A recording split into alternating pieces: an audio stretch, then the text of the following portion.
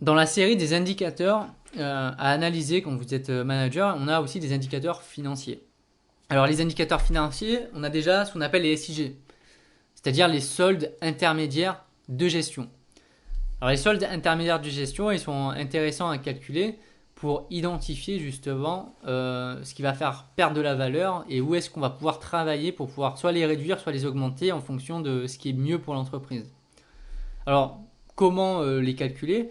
Alors, je vous rappelle que les soldes intermédiaires de gestion, on part du haut et après on va retrancher plein de choses au fur et à mesure, ce qui va nous donner à la fin le résultat net de l'entreprise ou du rayon ou de l'activité. Ça dépend à quelle échelle est-ce que vous faites votre analyse.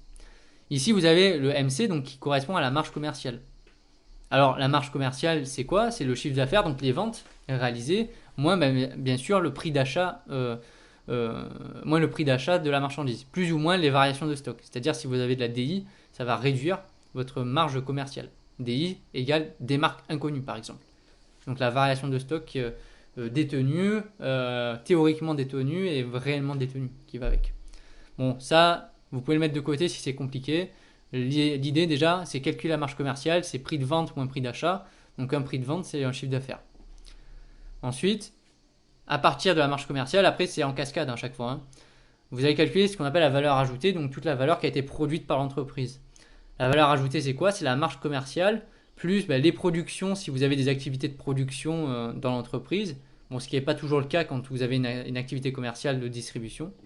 Et vous allez retirer justement les autres achats et charges externes. Donc par exemple l'eau, l'électricité, le paiement du loyer, les paiements des fournitures, enfin ces charges d'exploitation, vous allez devoir les retirer. Après, une fois que vous avez votre valeur ajoutée, il va falloir retirer toutes les charges du personnel qui représentent des fois une grande part dans l'entreprise. C'est ce qu'on appelle le BE, l'excédent brut d'exploitation. Donc excédent brut d'exploitation, c'est la valeur ajoutée qu'on a précédemment calculée, en plus des subventions d'exploitation si jamais il y en a de la part de l'État, moins certains impôts et taxes qui ont été retirés au passage, moins les charges de personnel. Donc impôts et taxes, ça peut être la TVA par exemple, ça peut être une taxe d'apprentissage, une taxe foncière, tout ça il faut le retirer. Moins du coup les charges du personnel qui représentent des fois beaucoup pour une entreprise. Une fois que vous aurez calculé votre BE, vous allez pouvoir calculer votre RE, donc résultat d'exploitation. Donc là, on se trouve dans la partie exploitation de l'entreprise. Ici, on se trouvera dans la partie financière et ensuite dans la partie exceptionnelle. Alors, donc ça rejoint un peu les parties du compte de résultat. Donc RE, c'est résultat d'exploitation. Donc c'est égal à l'EBE toujours. Donc vous prenez toujours le précédent et puis vous le mettez ici. Vous allez ajouter les reprises d'amortissement. Donc si jamais vous avez un bien que vous avez vendu, donc vous allez avoir une certaine reprise d'amortissement. Par contre, vous aurez des amortissements à réaliser vis-à-vis de vos investissements à retirer du coup. Dotation d'amortissement. Une fois que vous aurez calculé le résultat d'exploitation, vous allez pouvoir calculer le RCAI, donc le résultat courant avant impôt. Donc c'est égal au RE, résultat d'exploitation. Et là, on va ajouter tous les produits financiers. Si jamais votre entreprise a investi dans d'autres entreprises, donc elle a eu des intérêts, donc c'est des produits financiers, moins toutes les charges financières. Ça peut être tout simplement le paiement d'agio ou d'intérêts auprès d'établissements bancaires, par exemple.